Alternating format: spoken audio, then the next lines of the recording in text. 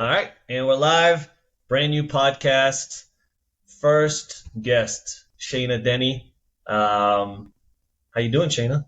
An honor, Rory. I've been following your newsletter forever, met up with you a couple times, so super excited to be the first guest on your podcast. I'm just, Yeah, we had coffee. What, maybe 6 months ago? yep, right outside the Nine and Co location in Denver. Yeah, which I always passed it, but I never went inside. And you kind of gave me a little tour, and it's a very nice spot. What were you doing that day? It was like some video shoots were happening. It looked very busy. Oh yeah, we're always up to something over there. That location is super busy. I think we were filming some footage for a testimonial for something. Okay, that's good. Maybe for those who don't know, kind of about you, about Dogdrop, give us kind of a little breakdown. Cool. So I started Dogdrop, and we opened our first location in 2020. Our goal is to build more convenient and flexible dog daycares. And in order to do that, we want to provide a great experience, and we've actually provided a whole platform for business owners to start their own Dogdrop locations. So we're opening dog daycares. They're smaller footprint and membership model. Your dog should get a better, closer type of experience and personalized attention, and we build all of our own software to operate our locations. All right. Are you disrupting the industry? Oh, so some would say Sure sounds definitely like not. it. Some would say definitely not. I mean, I just say our business is common sense. We're not Yeah. putting rockets on the moon. We're just trying to provide spaces for dogs to have a good experience. We want to charge people just for what they use. We want to let them come in when they want to use us, and we want to provide support to people that want to open their own dog daycare business. Yeah. I mean, that sounds pretty common sense. How, I know you used to work in China, and I don't know if that kind of idea came to you then or a little bit after, but kind of how did it come? So I did, and then I moved back from China, and I literally got a dog on day one. Poppy and we met at LAX. It was an organized meet.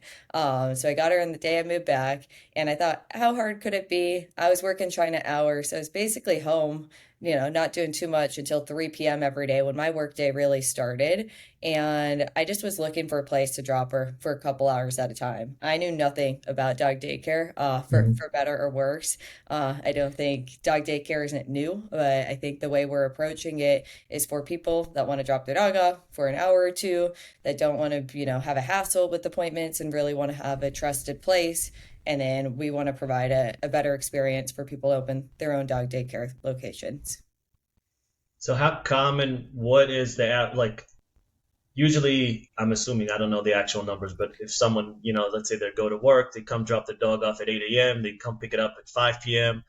I'm assuming that's kind of been the status quo up to now. In your facilities, what is the average time length where someone kind of drops? Does an hour or two, is that like pretty common actually? Yeah, we see actually pretty much a split in type of user behavior. So you'll still get Monday through Friday 9 to 5ers. But we really, even pre-pandemic was when this idea originated. And I was like, even if people take their dog to their office, that's great. But if they want to get drinks after work with their colleagues or go to the gym or something, you can just drop your dog off to a dog drop nearby for an hour or two. So we want to have longer hours, depending on the neighborhood. About half of our members as well, they might work from home. They live in the building above us. It's not like people can't physically watch their dog, but they Hmm. just want to get their dog out to have the mental stimulation, enrichment benefits that they see at Dog Drop, and that's where we've opened up that category.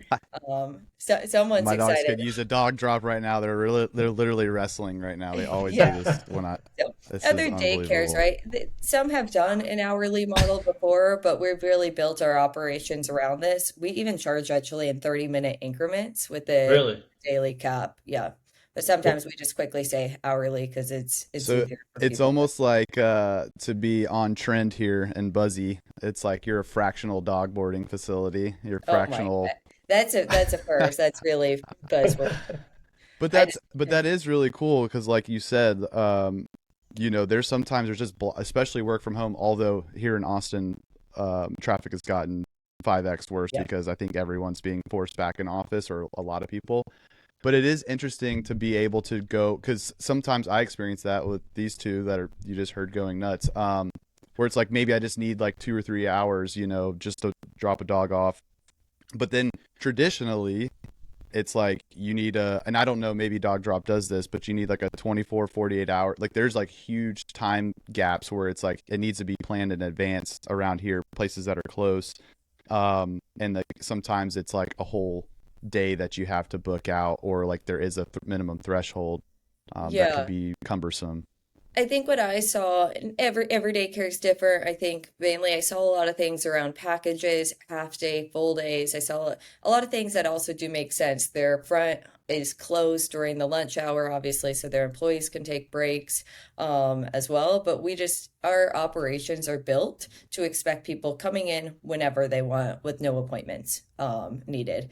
And so a ton of folks, right? They're like, oh, let me have an uninterrupted Zoom call or podcast recording or something. That's probably a good Yeah. time to drop your dog off for an hour or two. But in this industry, we like to hear a little noise. Yeah. One thing I'd say, like, kind of departure from the whole process, I think I don't know if anybody's ever mentioned this to you. I feel like you're slightly in a rare class just with the name. Almost everything is like punny in the pet space. And I feel like yours is just very on the nose. And I really love that. And I find it kind of refreshing, although I love how the pet industry leans into that. But it's just so like, I know exactly what you do pretty much from just the name, or I get the essence of the brand name, which Yeah, I do really like the name. I appreciate that. I take no credit. My co-founder nailed it. We're like, we just want a place. You just drop off your dog and go. Just drop off and go. She's like, dog drop. Yeah. Okay, done. Why are we spending any more Brilliant. time talking about it? So, and then I'm laughing. We're actually the anti-dog pun company. So like page one on our brand guidelines is no dog puns. Some are pretty good. I do admit sometimes I'm like, that was a good pun. That is hard with franchise owners and employees. Like they love to say dog pun. So when we talk about growing a business and scaling and adding people on, that's also always one of the challenges. But so many dog brands are a little kitschy, and I totally get it. But that's just how we position our brand. Was that even legal to have a dog brand and not use dog puns? No, I guess we're really, I think the way we are revolutionizing the dog daycare industry is we Is are by not using puns. dog. That's really it. That's our secret sauce. It's really gonna make it for a What's big what? brand. Just give us a little bit of the thought process as to like why that's in the brand guideline. Why did you go that route? What's the Yeah. logic behind it? Think when we think about our brand, we say we are a brand for humans, we're a brand for dogs, we're a brand for humans and dogs. Essentially, it's one, two, three. And that's one thing that when I saw the dog, and not to say things aren't fun and cute, but when we want to stand out, we do want to provide a more sophisticated service. We can still have fun, it can still be personalized. I'm not going to say, "Hey, Mr. Whoever," right? I'll say, "Hey, Colin, how's it going?" That's our brand, too. And I think it's an extension of a little more sophisticated, a little more tech, a little more modernization, and it's just not going so far. And we want to stand out in the pet care space by being that way. That's an intentional choice. And that's for some folks, and I get it. Like they'll take the dog puns too far. And No it, such thing. I know. I like it. We all are thinking it. So that's just Yeah, us. that's No, that's interesting because great. when everyone's going left, you're going right. That's it doesn't always work, but when it works really well. Yeah, and there are some dog puns that we have missed out on, and I'm like, man, that would have been a really good one, but we're gonna have to sit out. I When respect it. was Denver your first location? No, Los Angeles was. So we opened the first location in the Arts District in DTLA. It's a really cool neighborhood. It's actually one of my favorite neighborhoods in the US and Los Angeles. And it's full of a ton of small local businesses. We really liked it's a growing community. It's very dog. I think it's hard to say now. Every community is very dog driven. Yeah, But it was one that really, when we saw this area and that location, we're like, this is it. And so it's a great place to get started. so that was your first. What year was that? That was 2020. Okay, And now, how many locations do you have? So now we have the two LA locations, Denver and Fort Lauderdale. So we're at four locations. We've taken time to really build the foundation. Of course, you want to grow fast, you want to go slow. Everything's too slow, everything's too fast. Yeah. And starting a business in 2020, we did take a minute to sit back, like, hey, what's going on? Let's see how things sort of fizzle out. And we were patient with that. And really, that allowed us time to build our technology platform and really understand the brand that we were building. What was it like starting a business in 2020? A retail location in 2020 must have been interesting.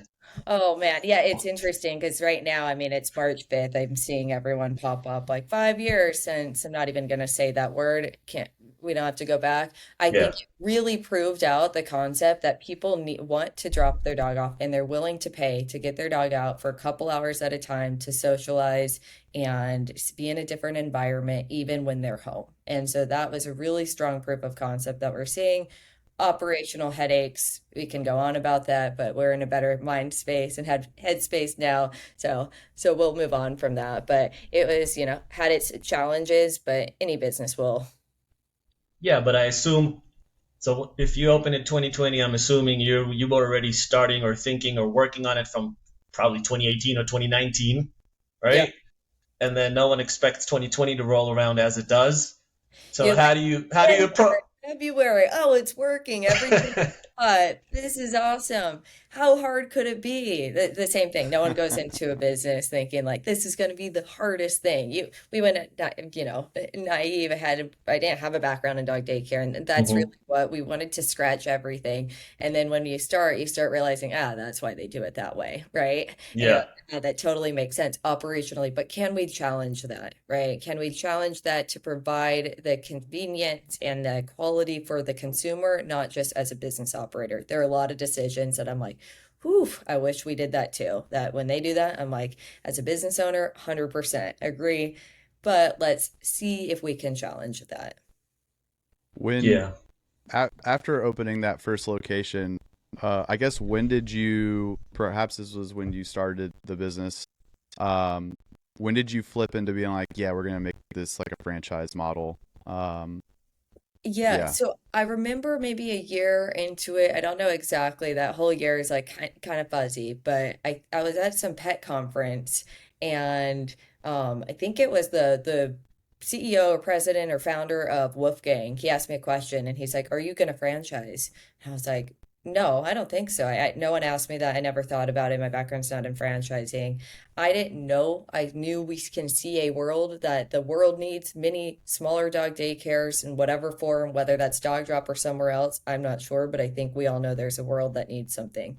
He asked that, and I was like, oh, I said no right away. That's interesting. Now I always say, never say no. I say, I actually have no clue. Um, Yeah. and I went back, never really thought about it again. Maybe 6 months later, this is maybe later into the business, ton of people asking, are you going to franchise? And I was like, I'm not sure. Finally said, let me look more into this. And what I've realized is understanding what our business is really good at. And I'm actually in Dallas right now for a franchise conference, and I'm speaking Oh, with so nice. many emerging franchisors. They're like, "Should I franchise the brand?" I say, "What is your business good at?" Because it's an entirely different business. And I realize that model works really well and is compelling for us for two reasons. And it's not about capital. You can go out and raise money and open. For us, it's I saw the success of our first Arts District store with me as the owner, knowing everyone and their dog in the passion. I'm like so embedded in that community. I would go on hikes with people. I would throw dog friendly like brewery meetups, everything with the other dog parents. And I'm like, this is the power of the pet care community. It's such a community based and driven business. And so I really like to have local owners. And so people were like, how do I start a dog daycare? And I'm like, oh, I think you can find a place. I wasn't even talking about my own. And I'm like, it's so cool to be able, like, I'm so passionate about helping people start businesses. So I was like, that's really cool. And then the second thing is, I really took a good look at our business and team. And I was like, what are we good at? What we were really good at is providing support and back office support and operations and building software. So it's like, how do we do this? Do we just want to build a software business and we can sell that to other people? I'm like, that doesn't really solve our main vision. Can you build a business? Maybe I still have thoughts about how you build a billion-dollar business over a daycare SaaS platform. That's my personal opinion. But then I thought our goal is just to provide convenient dog daycare, and let's do that, and let's wrap it up. And that's really how I kind of got down this rabbit hole. Boy. In my eyes, it's like you want to be in a place like New York, Chicago, like these I'm big like, cities. Is that am I wrong? Am I viewing it wrong? again, I'll say I think it's great. I don't. New York's a beast. If someone, I would get a ton of people. New York, New York. Do I think our concept would crush it in New York? Absolutely, yes. Do I know right now that we can provide the support to a franchise owner who wants to, operate in New York?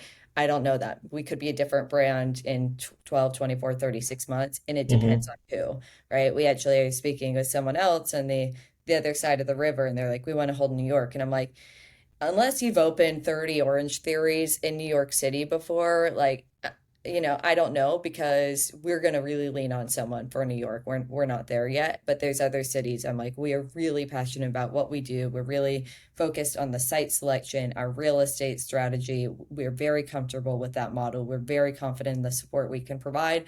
And anything out of that, we're like, let's circle around in, 12 months and see where we're at. Maybe that's 6 months, maybe it's 18 months. I don't know. And I'm really excited about secondary cities. I, Yeah, we're actually, and Colin mentioned he's in Austin. We're opening up in Austin. I don't know if that's still called a secondary city. But I'm Yeah. not. I started in Los Angeles for no other reason except I live there. It's a great, great place to start. Great pet care businesses as well. But that's literally is my backyard. So that's why I started there. Denver's a super cool market. Rory, I know you live there. Uh, yeah, Austin, and we have some other exciting markets. We're excited. yeah. I mean, we have more pets in the building than people. I think it's like every apartment has like two dogs, some three. Yep. So yeah, Denver's a Yeah. cool spot for dogs for sure. Yeah, Texas is it's a really great market. It's the largest in terms of like strays and just Yeah. basically There's the so many adoption cool pet care process. rescues out of Austin. Yeah, there's oh my gosh, there's so many, and yeah, Austin's the largest no-kill city. They struggle with that to this day because there's so many dogs that come through Austin, but like Houston's the largest dog ownership population in the U.S.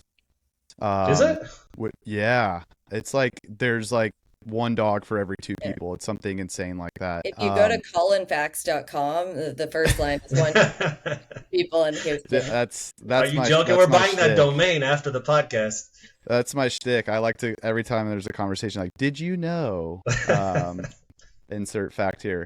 Yeah. But no, it's really cool. And like to your point, Shane, I think you're spot on. There's a lot of, especially since the happening in 2020, a lot of people, including myself, left those massive metropolitans like New York, which is just like that market is such an enigma in itself. It's very unique. It doesn't fit like a repeatable model that you see in other markets. But a lot of people have moved to those tier 2 cities. And like Nashville's another one. I know it's massive, dog friendly, and like there's just so much opportunity there to grow with those cities that are like just catapulting with population. Driven. And that's one thing Yeah, that's really, really cool about the franchise owners that we're getting. They're not looking at a big boarding facility. They're not looking at something. They want a smaller footprint, lower amount of employees. Most of our franchise owners skew on the younger side and they really want to be involved with their community. And that's what we want. That's how the brand started in LA, even before we opened the first dog drop location. I would go out and host like dog friendly hikes. And I'm like, if you could drop your dog off at a place, what does that look like? That's where we started getting ideas, is talking to people. And what I keep going back to, and as a growing brand, sometimes you're like, oh man, this person is a huge multi-unit franchisee and they operate all of these stores. And I'm like, I don't know that that's our person. There are Mhm. some people out there, and I don't want to say that there are a few, but the ones that have done that and they did it right is because they were very community driven. And that's what Dog Drop is. It's a local dog daycare owned and operated by local owners, too. And I think that's hopefully what makes it successful. That's what I'm seeing in our franchise owners that we're getting. They're really passionate about being with their community. And we'll see how it plays out. And we want to look back and say, hey, yeah, 80, 90% of our franchise owners really fit that. You're never going to be, 10 for 10. But we'll see. How do Yeah. you choose like franchisees? Are like what's the criteria that you're looking for in general? Yeah, so I can tell you, there's a few things. One is, are they good people? And that's even our investors or team, everything you want to go back to. And it's like, how do you judge a good person? I'll put that aside. I look for people that I think can be successful running this business. Anyone, you can find anyone with money. That's never the thing, right? Can someone make Dog Drop successful? And these are Hmm. the two things that I'm really gung ho about.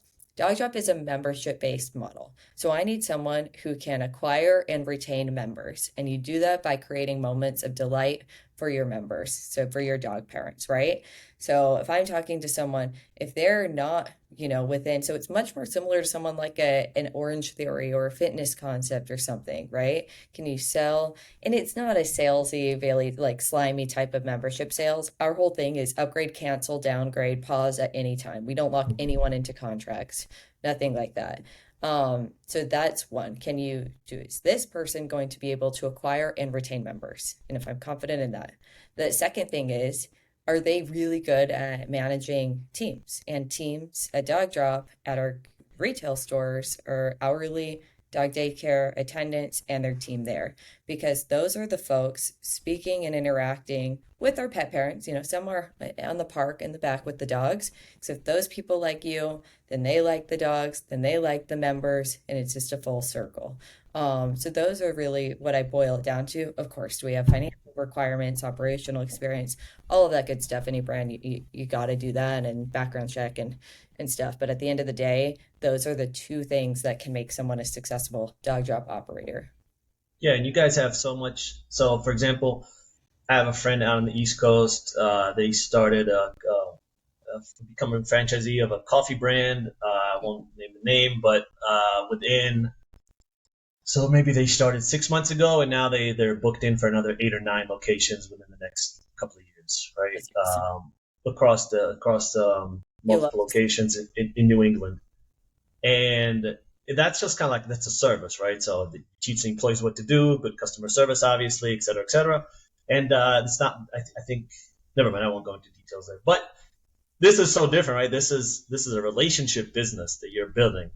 It's like it's not just like make the coffee, make the burger, push it out. These are the ingredients. Like this is completely different. Like to scale on that volume with this kind of business seems way harder. And hours, yeah. So it's And well, to keep that level of service. it's a hospitality business, and that's why as well, like our smaller footprints allows for a lower amount of employees, maybe, and it will depend on each location and your staffing needs, but let's call it 6 to 10 employees at a location. It's very manageable to have a great experience and provide great management. You can have multiple locations with, 6 to 10 employees. And then with dog members, the parents, you get to know 300 to 350 dog parents. That's a very doable amount. And then times that, maybe you have two, three, four, five, then you scale up your locations. But it's not like and we have high utilization. It's not a Planet Fitness where you have 6,000 people. That's an impossible task. If I say provide personalized attention to 6,000 people, like you're not setting anyone up for success. But Yeah. two, Unless you three, have 6,000 employees. yeah, it's very doable. And that's really what allows us to provide that experience, and that's what our brand is about. I know you mentioned small footprint. You've said that a few times. What are like what are the and I'm sure everything's different dependent on the market and the real estate and stuff, but what are like the must-haves? Is it a yard, like everything needs to have a backyard space, or like nothing above X amount of square feet?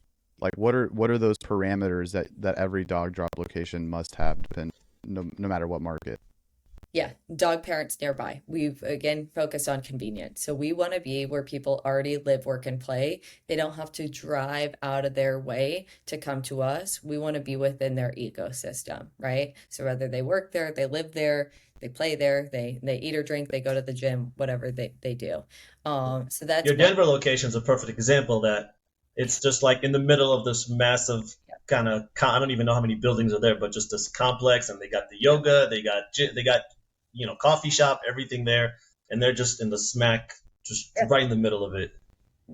That's exactly it. That location times anywhere in any neighborhood across the US. You have the dog parents right there.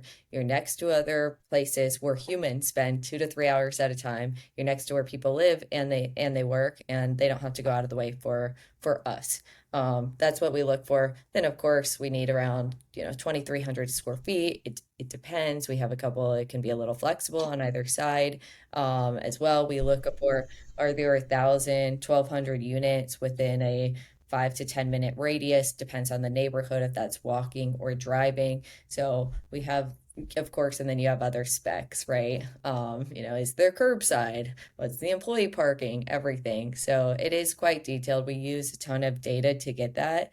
You can get all the data in the world and look everything up. At the end of the day, I'm like, sit outside that location on a Monday, Wednesday, and Saturday. How many people are walking by? You can say, oh, daily foot traffic shows there's 20,000 people walking, or whatever all those stats say. Sit out there yourself. Are people walking onto your side of the street? Are they walking in front of your doors? What exactly is happening? And sometimes you got to keep it old school and just sit out there and see.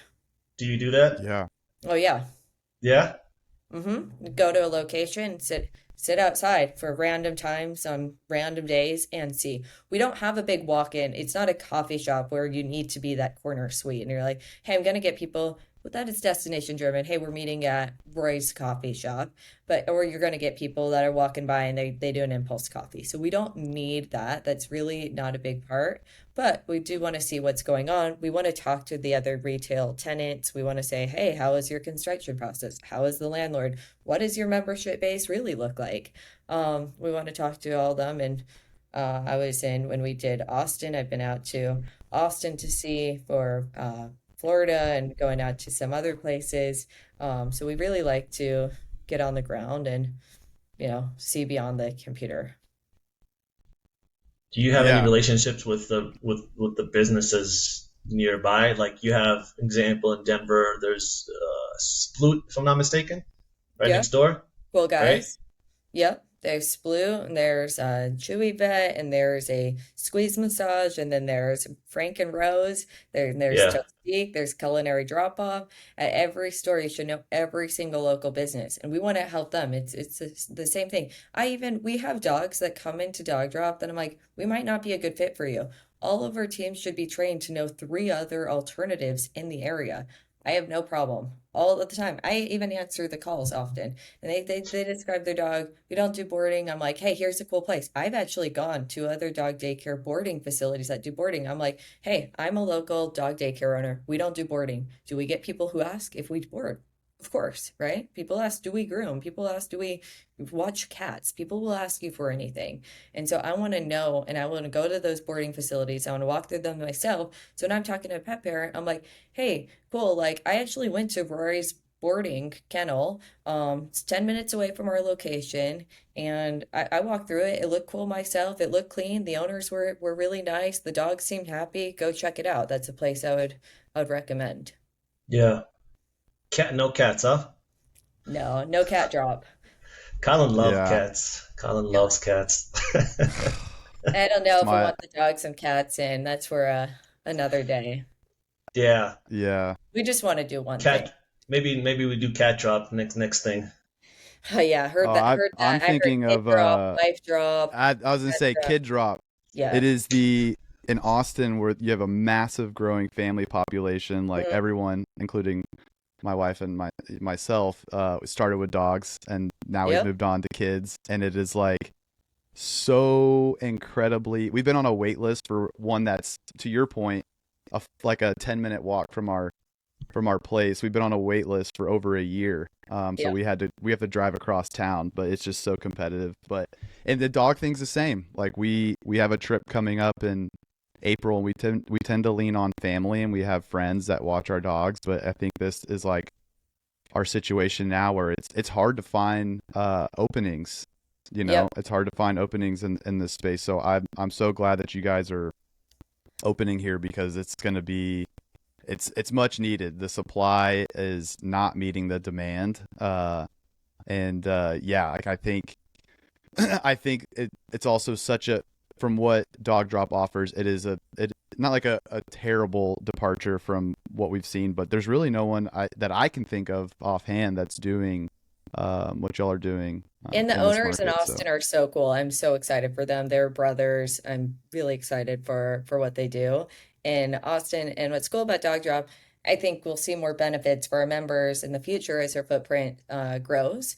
But you could access any Dog Drop location. And so now we're seeing people are traveling with their dogs. So now when you're, mm, instead of I'm at a conference right now, if I had a dog drop, I travel with my dog. Instead of leaving her in the hotel room, I can drop her off.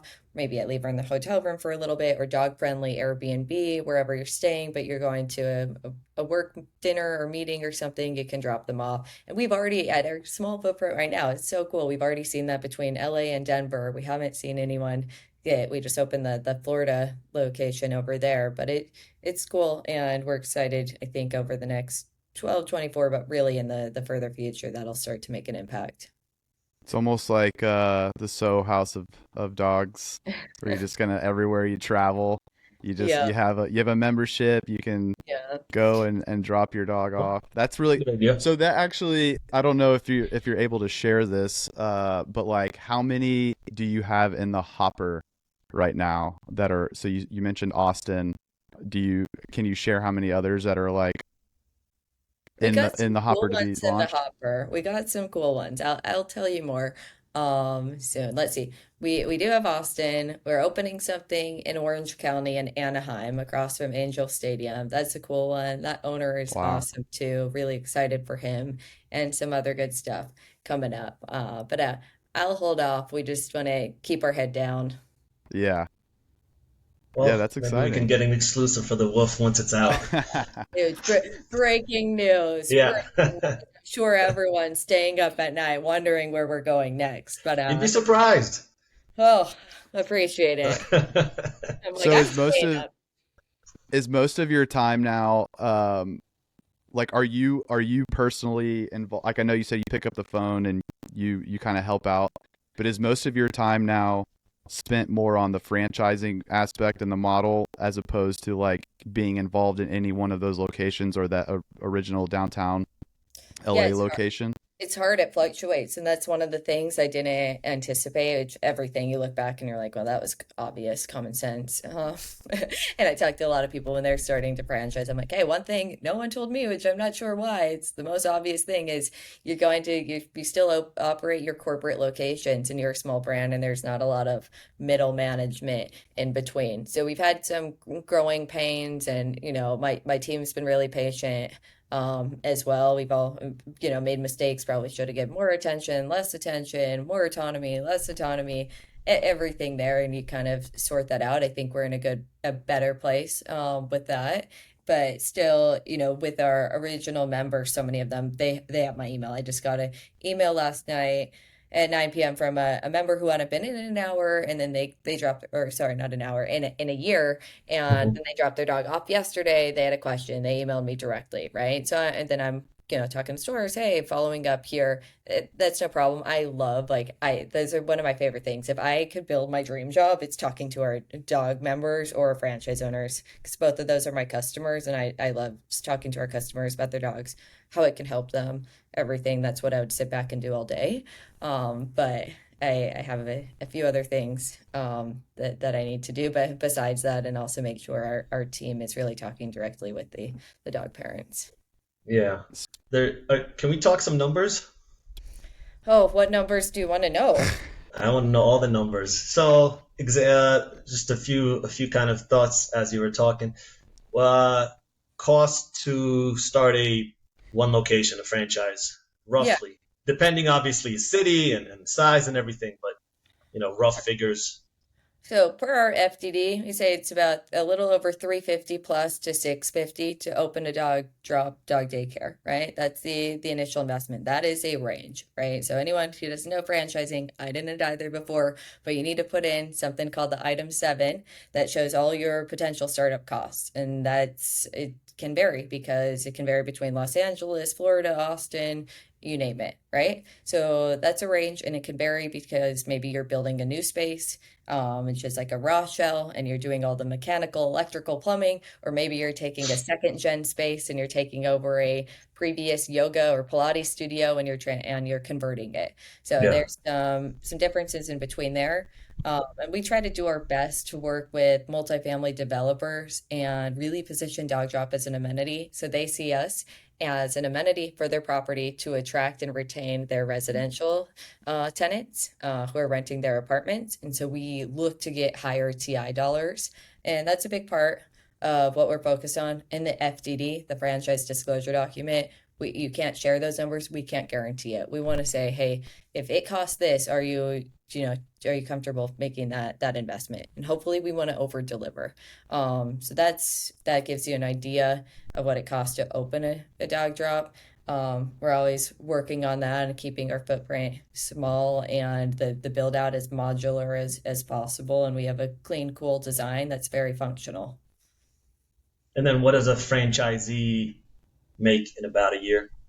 Again, we are a Again, rough, you know. yeah, so I'll say this. We're a small brand. If we have 4 units open today. So I tell our franchise owners, we're not at the position to guarantee anything, right? Where this is it's a high risk business, investing into an early, stage franchisor as anything. It's really depends. I can say you can look at our membership pricing, you can have it blended. I can't share too much. I know it's the not fun stuff about that, but we look for, hey, how do you get to, that 350 monthly members? Okay. And then this is, I guess, a completely different thing, but it ties into something that you said earlier. I remember last year, I think it was last year, I went to the Global Pet Expo and I was trying to kind of interview people. And I think now maybe within the industry we're a little bit more known. Back then we were around maybe 6 months, maybe something like that. So maybe the people weren't as aware of us. But That I'm the coming Orlando around. one? Sorry. Is that the Orlando Yeah. Expo? Okay. And I was walking around trying to interview founders, CEOs, whoever is the representative there at the booth. And I would say about maybe 30 to 40% didn't weren't really interested. It's like, and then I'm like, okay, that's completely fine. But in Did the you back of my mind, for them? huh? Did you do your hair for them?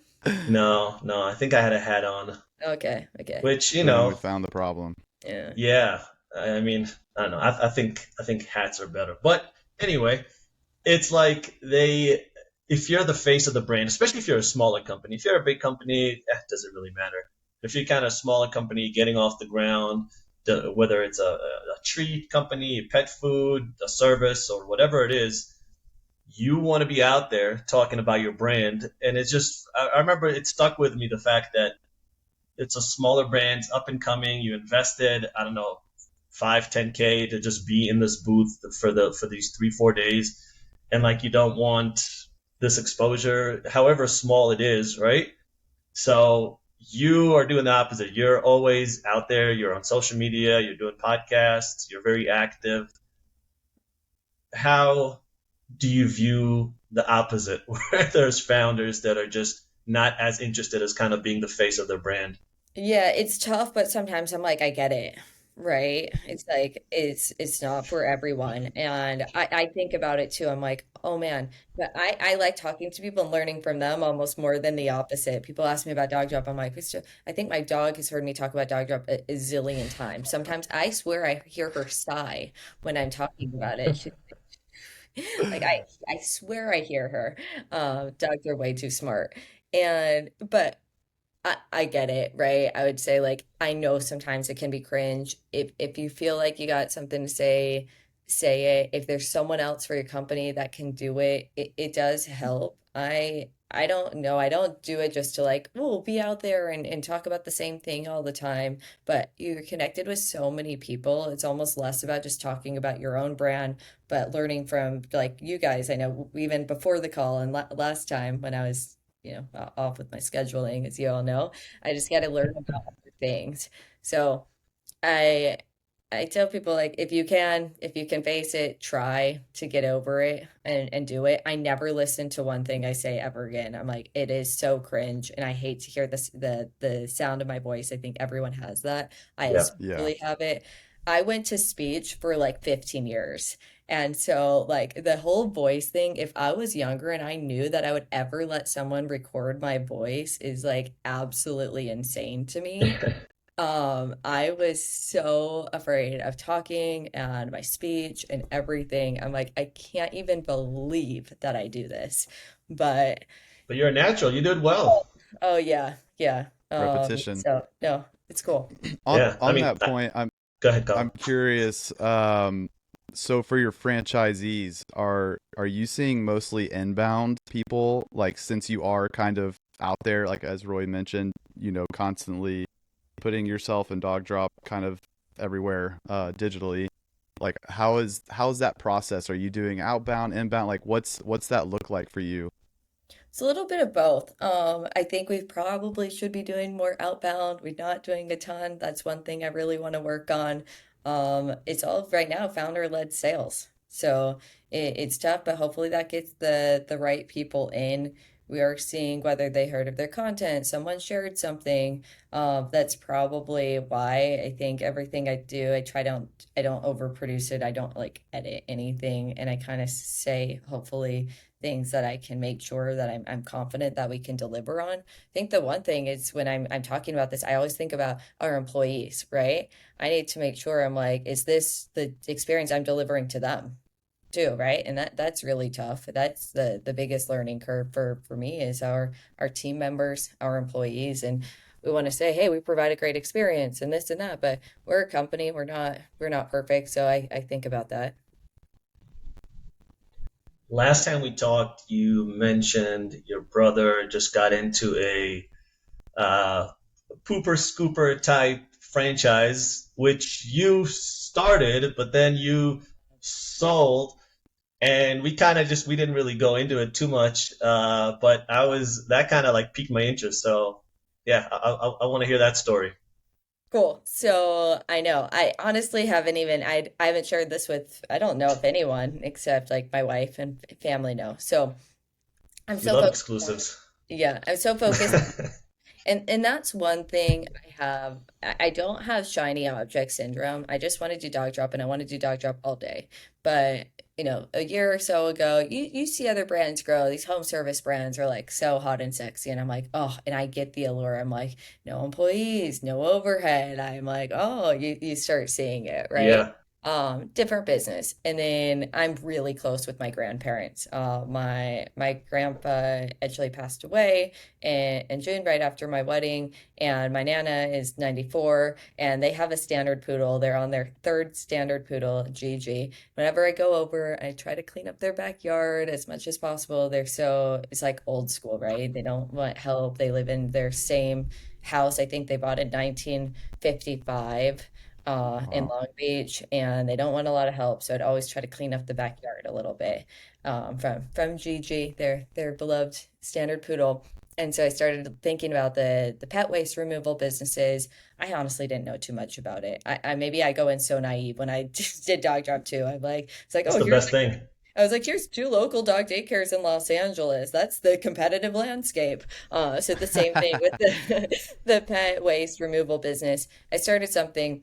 My wife laughs. It was like a 2 day weekend, and she left me for the weekend. She travels a lot for work, and she came back and she's like, "Oh, what did you do?" She's like, "You really need to relax. You've been working a lot." I was like, "Oh, I started this thing. It's called Cooper Scoopers, and we're gonna do like pet waste removal, and they can go to like seniors' homes or anything." She's like, "You got to be kidding me." I was like, had the whole thing. I think I was like up for 2 to 3 days straight.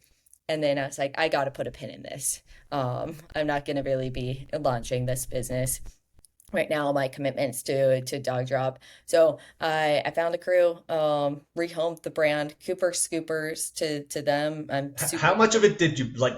What was built out of it? good amount. I did a little bit more. I wanted to set up the ops. I'm an operations nerd. I love operations systems processes. So I Yeah. built like an entire brand manual. I think is, I don't know, 80, maybe 120 pages. I'm not sure. Everything. I can just like I love the computer.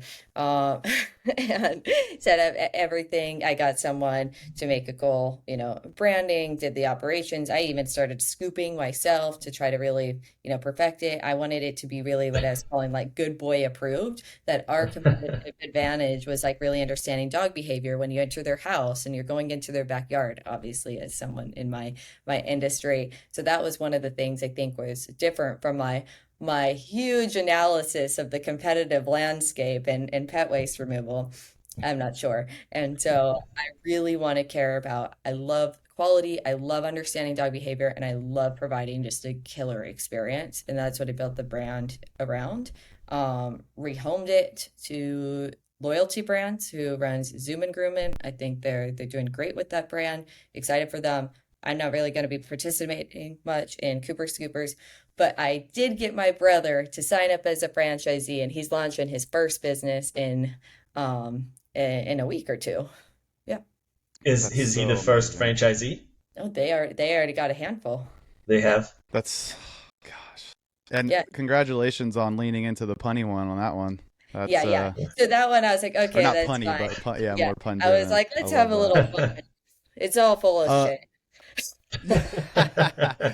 literally. One thing you touched on that I find very interesting, and this is kind of how I've always thought about starting stuff from scratch, is everyone or most people I would say in the pet space know of pet waste removal, which is great, right? And identifying folks who need that, and there's so many similar data points that you have gone through with Dog Drop that I'm sure you could apply, to Cooper Scoopers, which is like house density, household income, blah blah blah, all this sort of stuff. But you touched on something that I thought was really interesting, which is like dialing in on a very specific niche, and that's senior dog owners. Not Yeah. necessarily the dog being senior, but the person who owns the dog. And that's a really fascinating way, I think, to like market or position yourself, especially in the beginning, right? Like you're focusing on servicing these folks, and they have maybe some different roadblocks that the average household who maybe has like two or three kids and like a dog or two dogs, and they just don't have the time. Whereas this could be more of a physical burden, Yeah. or something that they just don't really think about and would be nice if they have grandkids or Yeah. whoever coming over that want to enjoy the space. And so I think that's really kind of slept on a lot in the dog space. I see a lot of people that kind of just try to do a wide swath of just like, hey, we'll scoop anybody's poop, And but I think that's that's why it's so that's a important. great way to Like start. dog behavior, the service, like, and that's why I'm so excited for my brother. If you met my brother, he is the best. Like, he is the one. If you have a 95-year-old grandma somewhere, you want my brother going to her house and helping her. Like, he is the guy. I love him, and I'm like, that is the type of person that I would trust going into her house or whatever, someone that's maybe a bit more vulnerable or anything too, and to build that Yeah. trust. And he would probably, start taking out the trash and unloading the dishwasher, I'm sure. I told him, I'm like, Eric, when you That's start extra. They got to pay extra for that. yeah, yeah, not Yeah. him. I'm like, that's gonna be his flaw, is like he's gonna be there for an hour and a half doing something. But no, I think it's gonna be really cool, and I'm excited for that journey. I'll be watching on the sidelines, and I'm just, wake up every day thinking about Dog Drop. So I put a pin in that, find it to someone who can give it the focus and build the company that it needs to be, and watch it. Yeah, it's a funny. It's like it's funny, right? Because it's like, oh, it's just scooping poop, and you're like, it's so basic. And originally, I don't know, I only heard of this maybe a few years ago, maybe 4 or 5 years ago, and I was like, oh, this is only for. At the time, I thought rich people could afford it, or not rich, but someone who's wealthy enough where they afford it, and they're like, oh, I don't have the time. I have a massive yard, go and pick up all this poop, and then maybe like a couple of weeks ago. I was in an Uber, and I don't know, somehow we started talking about dogs, and the Uber driver was telling me that he uses a service like this, and Yep. he was probably, if I had to guess, around 70, maybe 60s, and he's not particularly, I'm assuming, wealthy, right?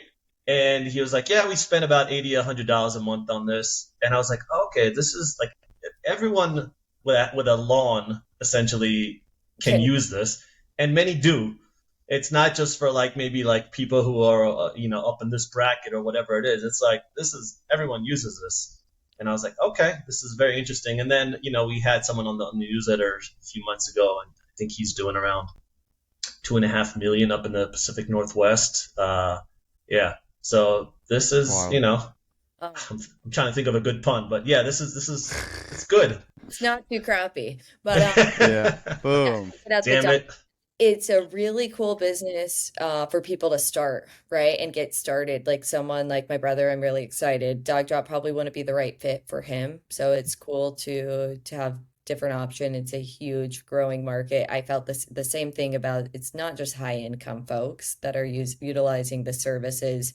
And there's a lot of benefits. So I think these businesses will do really well. I also think they're adding I just care like I hate people when you see someone like getting ripped off. Ugh, like I hate Yeah, that's even with Dog Job. I'm like, just pay for what you use.